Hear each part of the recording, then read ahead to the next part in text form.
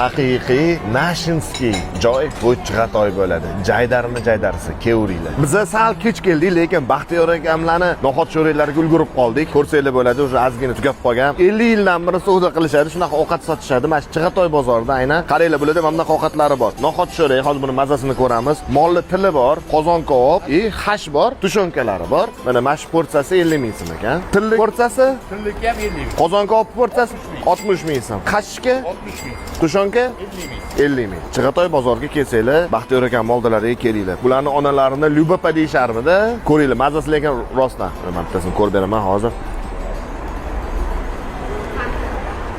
Haqiqiy Nashinskiy joy bu Chig'atoy bo'ladi. Jaydarisi kevuringlar. Chig'atoy ovqat bozorini yana bitta katta pluslaridan biri, bu yoqda asosan ovqat qiladiganlar ham, non sotadiganlar ham hammasi ayollar. To'g'ri, erkaklar ham bor, lekin asosan ayollar. Buni ko'rayotgan bo'lsanglar, orqamda ham onaxonimizda shashlik tayyorlayaptilar. Hozir videolarda ko'rasizlar, bu yerda ayollar mana noxat sho'ray qilishadi, boshqa xonim qilishadi, har xil ovqatlar qilishadi. Toshkentda vibe rostdan. Kelinglar, mayli biroz qimmat bo'lsa ham, lekin Toshkentda haqiqiy ovqatini ta'mini his qilgani kelish kerak albatta bu yerda.